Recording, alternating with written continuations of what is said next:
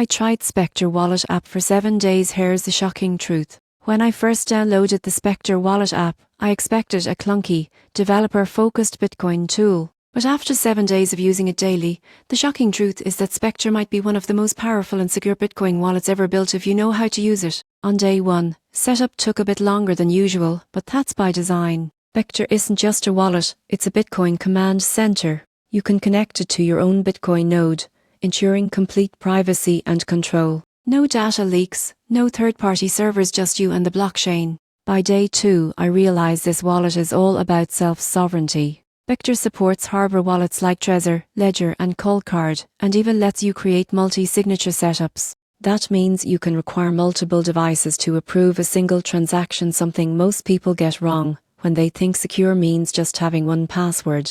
Midweek, I tested its advanced transaction tools. You can manually set fees, label addresses, and preview exactly how your Bitcoin moves through the network.